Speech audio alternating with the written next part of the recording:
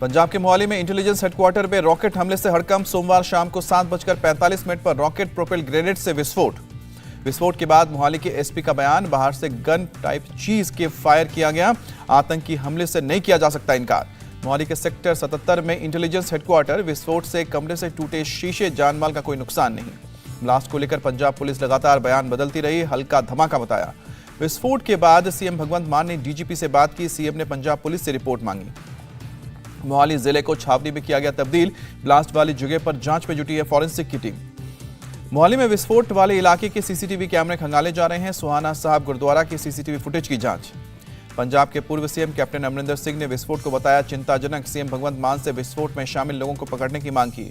BJP नेता मनजिंदर सिंह सिरसा ने मोहाली में हुए विस्फोट को सुरक्षा में बड़ी चूक बताया। कहा कि बग्गा का पीछा करने की बजाय सुरक्षा पर ध्यान दे पंजाब पुलिस। महाराष्ट्र के नागपुर रेलवे स्टेशन पर डेटोनेटर से भरा बैग बरामद। आरपीएफ की टीम ने बैग को जब्त किया। डेटोनेटर को छोटे छोटे टुकड़ों में बैग में रखा गया था। जानकारी के मुताबिक माइनिंग में होता है इस्तेमाल। बीडीडीएस और आरपीएफ कर रही है मामले की जांच। जम्मू कश्मीर के शोपियान में आतंकियों के साथ सुरक्षा बलों की मुठभेड़, एक जवान को गोली लगी, अस्पताल में भर्ती। राजस्थान के भरतपुर में दो गुटों के बीच हिंसक झड़प। बुध का हाट इलाके में जश्न को लेकर हुआ विवाद। अदालत के फैसले को लेकर एक पक्ष के जश्न मनाते वक्त दूसरे पक्ष के लोगों ने पथराव किया। उसके बाद हंगामा मचा। हंगामे के दौरान एक गुट के लोगों ने एक धार्मिक स्थल पर किया पथराव। दूसरे गुट ने दो बाइकों में तोड़फोड़ की। हिंसक वारदात के बाद मौके पर बड़ी तादाद में पुलिस बल तैनात की गई। पुलिस ने कुछ लोगों को हिरासत में लिया। वाराणसी के ज्ञानवापी मस्जिद में सर्वे को लेकर आज फिर कोर्ट में होगी सुनवाई। सोमवार को नहीं हुआ फैसला। आज मस्जिद में सर्वे की नई तारीख तय कर सकती है कोर्ट। जांच कमिश्नर बदलने की मांग वाली याचिका पर भी आ सकता है फैसला।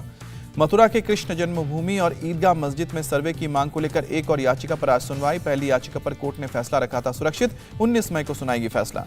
ताजमहल के 22 कमरों को खोलने की मांग को लेकर दायर की गई याचिका पर आज सुनवाई। इलाहाबाद हाईकोर्ट की लखनऊ बेंच में दायर की गई याचिका। बीजेपी नेता रजनीश सिंह ने दायर की है याचिका। एएसआई से 22 कमरे खोलकर सर्वे कराने की मांग की गई है। याचिकाकर्ता के मुताबिक कमरों में हो सकते हैं हिंदू मूर्ति और शिलालेख। आज दिल्ली में फिर चलेगा बुलडोजर। न्यू फ्रेंड्स कॉलोनी से हटाया जाएगा अवैध अतिक्रमण। शाहीन बाग बुलडोजर के मामले में याचिकाकर्ता को सुप्रीम कोर्ट से फटकार। कहा कि राजनीतिक दल हाईकोर्ट जाएं। सुप्रीम कोर्ट ने कहा कि सबसे बड़ी अदालत को ना बनाए सियासत का अड्डा। कानून अतिक्रमण पर कार्रवाई गलत नहीं। शाहीन बाग से बेरंग लौटा एमसीडी का बुलडोजर। सियासी विरोध की वजह से अवैध अतिक्रमण के खिलाफ नहीं हो पाई कार्रवाई। शाहीन बाग में बुलडोजर चलने से पहले हुआ भारी बवाल। कई लोग बुलडोजर के ऊपर बैठे तो कई बुलडोजर के आगे। कांग्रेस और आम आदमी पार्टी के कार्यकर्ता भी प्रदर्शन में शामिल हुए। सरकार पर लगाया गरीबों को उजाड़ने का आरोप।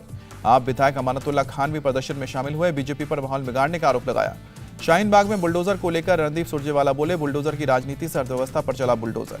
बीजेपी नेता कपिल मिश्रा ने शाहीन बाग और जहांगीरपुरी को बताया मिनी पाकिस्तान। कहा कि यहां भारतीय संविधान और कानून लागू नहीं होता। बीजेपी सांसद मनोज तिवारी का विपक्ष पर अटैक। बोले कि दिल्ली में 27 जगहों पर अतिक्रमण विरोधी एक्शन। नेता सिर्फ शाहीन बाग क्यों आ रहे हैं। दिल्ली बीजेपी का पुलिस और नगर निगम को खत। एमसीडी की कार्रवाई में बाधा पहुंचाने का लगाया आरोप। आप विधायक अमानतुल्लाह खान पर हो सकती है एफआईआर। मेयर मुकेश सुरियान ने एसडीएमसी कमिश्नर को लिखा खत। दिल्ली के जहांगीरपुरी में अभी नहीं चलेगा bulldozer. Supreme court summer vacation के बाद करेगी सुनवाई। तब तक लागू रहेगी यथास्थिति। जहांगीरपुरी के एसएचओ राजेश कुमार को हटाया गया। अरुण कुमार होंगे अब नए एसएचओ। आज शाम को गृह मंत्री अमित शाह से मिल सकती है सांसद नवनीत राणा। जेल में हुए दुर्व्यवहार की करेंगे शिकायत। नवनीत राणा और रवि राणा ने लोकसभा स्पीकर ओम बिरला से मुलाकात की। अपने साथ हुए व्यवहार की शिकायत की। दिल्ली में नवनीत राणा ने उद्धव के खिलाफ फूंका बिगुल। बोली 2-2 महीने तक दफ्तर नहीं जाते सीएम। संजय राउत पर भी भड़की नवनीत राणा। कहा कि गुंडे जैसे सांसद ने मुझे जमीन में गाड़ने की धमकी दी। संजय राउत के खिलाफ एफआईआर करूंगी। मुंबई पुलिस की याचिका पर राणा दंपति को मुंबई सेशंस कोर्ट का नोटिस। पूछा आपकी जमानत क्यों न रद्द की जाए। मुंबई सेशंस कोर्ट ने राणा दंपति को 18 मई तक जवाब देने को कहा। दोनों पर जमानत की शर्तों के उल्लंघन का आरोप लगा। बीजेपी अध्यक्ष जेपी नड्डा आज राजस्थान दौरे पर जाएंगे। सूरतगढ़ में मंदिर में करेंगे दर्शन। हनुमानगढ़ में स्वागत समारोह में शिरकत करेंगे। आज गुजरात के दाहोद जाएंगे राहुल गांधी। आदिवासी सत्याग्रह रैली को संबोधित करेंगे। उदयपुर में चिंतन शिविर से पहले दिल्ली में सीडब्ल्यूसी की हुई बैठक। भविष्य की रणनीति पर विचार विमर्श। सीडब्ल्यूसी मीटिंग में बोली सोनिया गांधी। कहा कि पार्टी ने हमेशा हम सबका भला किया है। इस कर्ज को चुकाने का वक्त आया है। सोनिया गांधी ने कहा कि हमें निस्वार्थ और एक साथ मिलकर काम करना होगा। सीडब्ल्यूसी की मीटिंग पर बोले गुलाम नबी आजाद। कहा कि अलग अलग कमेटी के चेयरमैन ने अपनी रिपोर्ट दी है जिस पर चर्चा हुई है। रुपए का भाव गिरने पर राहुल गांधी का तंज। पीएम मोदी ने पेट्रोल डीजल 100 के पार पहुंचा दिया। अब रुपए की बारी। पंजाब के सीएम भगवंत मान से मिले नवजोत सिंह सिद्धू। बैठक के बाद दोनों की तस्वीर जारी। छत्तीसगढ़ के सीएम भूपेश बघेल ने कहा, सातंज बोले भगवान राम और हनुमान को योद्धा और क्रोधित रूप में दिखाया जा रहा है, समाज के लिए ठीक नहीं। भूपेश बघेल ने कहा कि हम भगवान राम को मर्यादा पुरुषोत्तम और हनुमान जी को भक्ति और शक्ति के प्रतीक के रूप में देखते हैं। सीएम बघेल के बयान पर बोले बीजेपी नेता रमन सिंह, कहा कि कांग्रेस के लोग अचानक राम भक्त होने का नाटक कर रहे हैं। एमएनएस प्रमुख राज ठाकरे आज पार्टी नेताओं के साथ करेंगे बैठक। लाउडस्पीकर विवाद और अयोध्या दौरे को लेकर चर्चा की जाएगी। महाराष्ट्र कांग्रेस चीफ नाना पटोले भी जाएंगे अयोध्या। 5 जून को राज ठाकरे और 10 जून को आदित्य ठाकरे का है अयोध्या दौरा। राज ठाकरे और आदित्य ठाकरे के अयोध्या दौरे पर केंद्रीय मंत्री मुख्तार अब्बास नकवी का निशाना, कहा कि राम मंदिर के लिए कोई आंदोलन नहीं चला रहा, अब सब लोग जाकर कर सकते हैं दर्शन। बीजेपी नेता तेजेंद्र पाल सिंह बग्गा के अरेस्ट वारंट को लेकर आज पंजाब और हरियाणा हाईकोर्ट में होगी सुनवाई। आज की सुनवाई तक जज ने गैर जमानती अरेस्ट वारंट पर लगाया था रोक। गृह मंत्री अमित शाह के असम दौरे का आज दूसरा दिन। एक समारोह में असम पुलिस को देंगे प्रेसिडेंट्स कलर। अमित शाह ने असम के हमीन गांव में सेशंस बिल्डिंग का उद्घाटन किया। अमित शाह ने एसएसबी की इमारत देश को समर्पित की। देश में अगली जनगणना ई मोड के जरिए होगी। गृह मंत्री अमित शाह ने कहा कि केवल जनगणना से ही विकास के स्टेटस का पता चलता है। देशद्रोह कानून के प्रावधानों पर केंद्र सरकार करेगी पुनर्विचार। सुप्रीम कोर्ट से केंद्र का आग्रह, अंतिम फैसले का इंतजार करें। केंद्रीय कानून मंत्री किरेन रिजिजू ने कहा कि पीएम मोदी ने देशद्रोह कानून पर पुनर्विचार और जांच करने का दिया है आदेश। अंग्रेजों के जमाने से चले आ रहे देशद्रोह के कानून को पीएम मोदी ने हटाने का आग्रह किया है। किरेन रिजिजू का बयान। कांग्रेस ने सरकार के हलफनामे को बताया टालने वाला। मनीष तिवारी बोले, सरकार नहीं चाहती सुप्रीम कोर्ट इस पर फैसला ले। सेना प्रमुख जनरल मनोज पांडे का बयान, कहा कि एलएसी पर किसी भी स्थिति से निपटने के लिए हमारे पास मजबूत और पर्याप्त बल उपलब्ध हैं। एलएसी तनाव पर बोले शासेना प्रमुख जनरल मनोज पांडे, कहा कि चीन नहीं चाहता विवाद का समाधान हो। परीक्षा में फैसिज्म और हिंदुत्व में समानता पूछने का मामला, यूजीसी ने शारदा यूनिवर्सिटी से जवाब मांगा। लखनऊ में आज योगी कैबिनेट की होगी बैठक। बजट को लेकर हो सकती है चर्चा। आज मेरठ दौरे पर आएंगे योगी आदित्यनाथ। विकास कार्य और कानून व्यवस्था को लेकर करेंगे समीक्षा बैठक। बीपीएससी पेपर लीक के मामले पर सीएम नीतीश कुमार का छात्रों को भरोसा, कहा कि सख्त कार्रवाई करेंगे।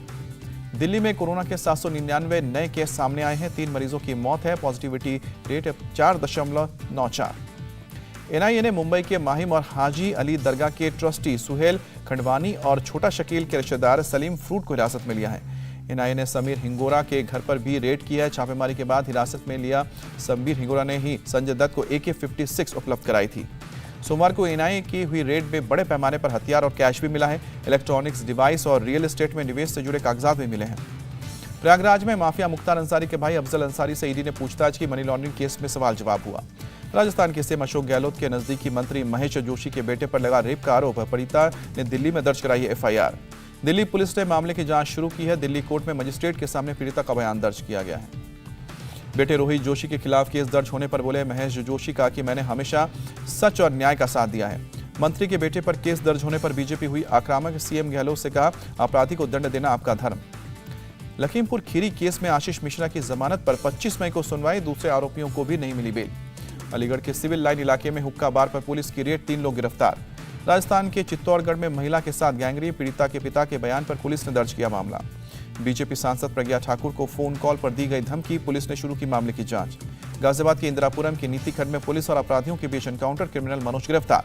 पश्चिम बंगाल के नॉर्थ 24 परगना में बीजेपी नेता अर्जुन सिंह के घर के पास फेंका गया बम, पुलिस ने शुरू की मामले की जांच। मुंबई के बैंड्रा में जीवेश बिल्डिंग के 14वें फ्लोर पर लगी आग। शाहरुख खान के बंगले मन्नत के पास है जीवेश बिल्डिंग। कर्नाटक का पहला तैरता पुल उद्घाटन के 3 दिनों बाद ही ध्वस्त हो गया। उडुपी के मालपे बीच पर 6 मई को पुल का हुआ था उद्घाटन। अहमदाबाद में बस और कार के बीच भीषण टक्कर, हादसे में 3 की मौत, 2 घायल।